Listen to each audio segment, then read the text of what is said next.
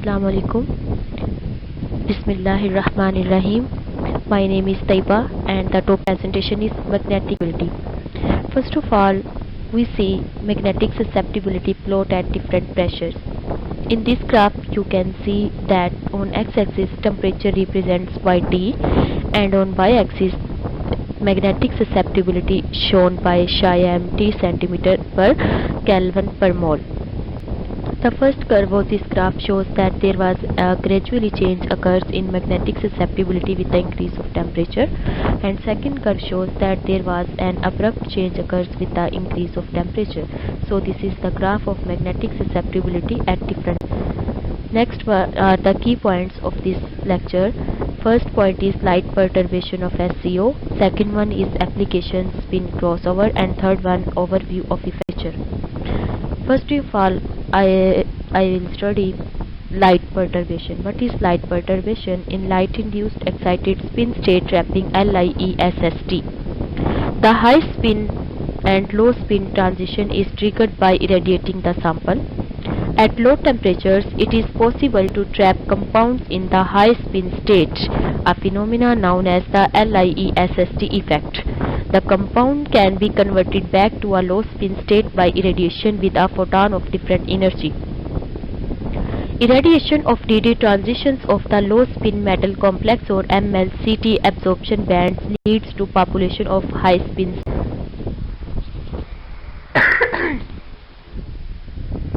Next slide is metal ligand distances. The antibonding orbitals mean EG star are populated only in the high spin state. Therefore, it is shown that low spin may S is equals to 0 and high spin may S is equals to 2.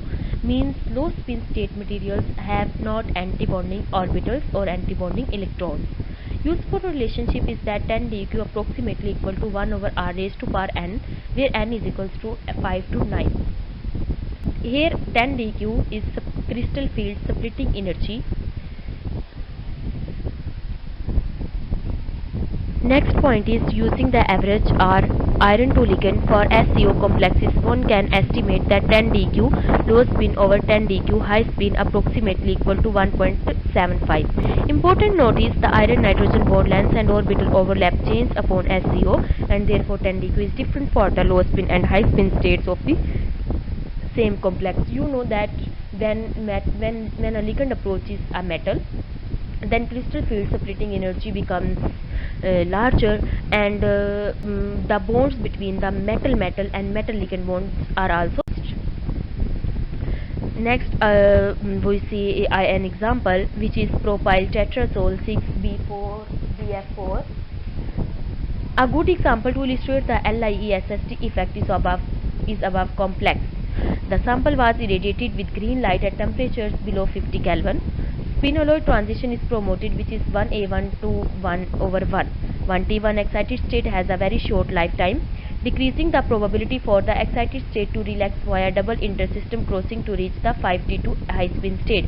Therefore, since the high spin state is spin forbidden, the lifetime for this stage is therefore long and it can be trapped at temperatures. Next slide is photo-switchable materials. Photo-switchable materials are those materials that have higher working temperatures than those reported to date 80 Kelvin, along with long lifetime photoexcited states. Another strategy for SCO called ligand-driven light-induced spin change has been studied. This method consists of using a ligand that is photosensitive to trigger the spin interconversion of the metallation and exciting this ligand. Next is LDLISC effect. What means this effect? This effect is known as structural change of the photoresponsive ligands. In SCO process, structures of the ligands are essentially unaffected. The driving force behind the metallation SCO in this photochemical transformation is cis-trans photoisomerization. Two complexes formed with the ligand photoisomers exhibit different magnetic behaviors as a function of temperatures upon successive irradiations of the system at two different wavelengths within a temperature range where the metallation can either be low spin or high spin. A spin state interconversion should occur. For example, iron and iron complexes exhibit a thermal SCO. Next are the applications. These are used as switches, data storage devices and optical displays, changes in the color and magnetism of samples, molecular switches like electrical switches, require a mechanism that for turning on and off achieved with the abrupt spin transitions with hysteresis. New materials where the SEO response time can be decreased from nanoseconds to femtoseconds. Absence of fatigue because there is an electron displacement. Next slide is effect of temperature on magnetic susceptibility. You know that with the increase of temperature, magnetic susceptibility of materials are also changed. In antiferromagnetic substances, magnetic susceptibility is changed at near point. In paramagnetic substances is changed at Curie point. And ferromagnetic substances में magnetic susceptibility जो होती है वो with the increase of temperature वो decrease कर जाती है. Next is Curie temperature. What is Curie temperature? The temperature at which ferromagnetism changes to paramagnetism. And Néel temperature, the temperature at which antiferromagnetism changes to magnetism.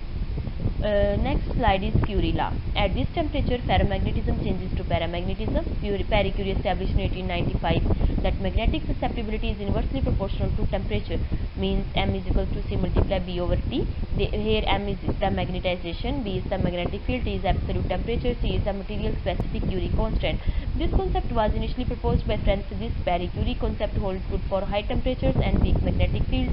Marie Curie showed that susceptibility is inversely proportional to the absolute temperature, means X is equal to C over T. Here C is constant and T is the absolute. Next is the Curie law plots. In this plot you can see that on x-axis temperature is shown and on y-axis magnetic susceptibility is shown.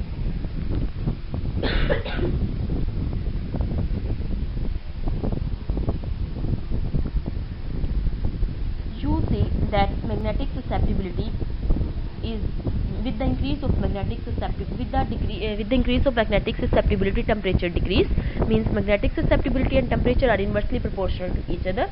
The slope of this graph is slope is equals to 1 plot of 1 over psi Vs temperature. Next is Curie-West law. Magnetic susceptibility X of a ferromagnetic in the paramagnetic region above the Curie point. X is equal to C over T to Tc, where T is the absolute temperature, Tc is the Curie temperature, both measured in Kelvin. The law predicts a singularity in the susceptibility at T is equals to Tc. Below this temperature, the ferromagnet has a spontaneous magnetization. Ferromagnet has a spontaneous magnetization. Thank you very much.